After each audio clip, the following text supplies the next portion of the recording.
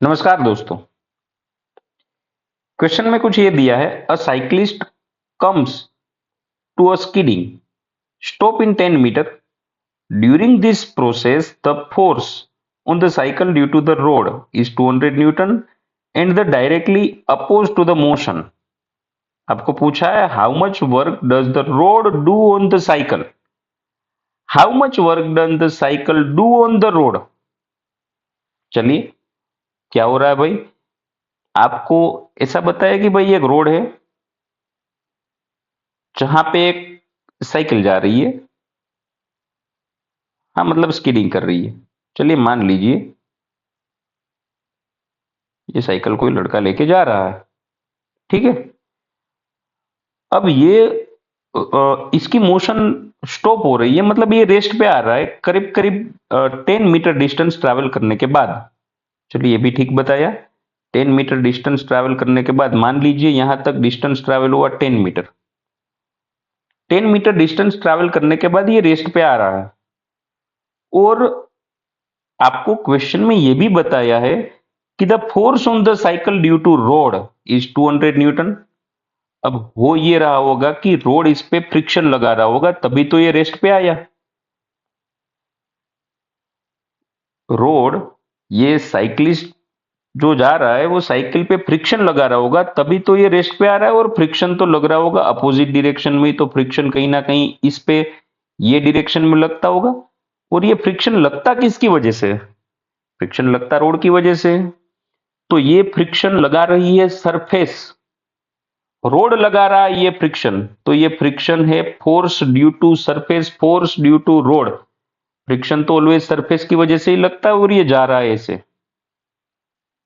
करीब करीब ये फ्रिक्शन कब तक एक्ट किया? जब तक इसने 10 मीटर डिस्टेंस ट्रैवल नहीं कर लिया तब तक फ्रिक्शन इस पे एक्ट कर रहा था, ठीक है। और ये फ्रिक्शन लगा रहा है रोड। तो आपको पहले क्वेश्चन में यही पूछा है, how much work does the road on do on cycle. तो रोड ने फोर्स कितना लगाया? भाई रोड ने फोर्स लगाया फ्रिक्शन जितना। फ्रिक्शन कितना दिया है तो वो क्वेश्चन में दे रखा है आपको 200 न्यूटन। और फोर्स लगने की वजह, फोर्स कहां तक लगा? फोर्स लगा 10 मीटर तक। तो वर्क डन बाय फ्रिक्शन आप आराम से निकाल लोगे। चलिए ये भी ठीक है। तो क्या मैं यहां लिख सकता हूं work done by road? Work done by road मतलब ये फ्रिक्शन ही होगा। चलिए ये हो गया force into displacement into cos theta. तो यहां थीटा तो दोनों के बीच का 180 है, देख लो भाई। ये अगर रुक रहा है तो इस पे फ्रिक्शन लगता ही होगा। और फ्रिक्शन रिलेटिव मोशन की अपोजिट डायरेक्शन में होता है। और यहां पे रोड इस पे जो फोर्स लगा रहा है वो ये जो डायरेक्शन में जा रहा है उसके अपोजिट डायरेक्शन में होगा। मतलब दोनों के बीच का एंगल 180 डिग्री हो जाएगा।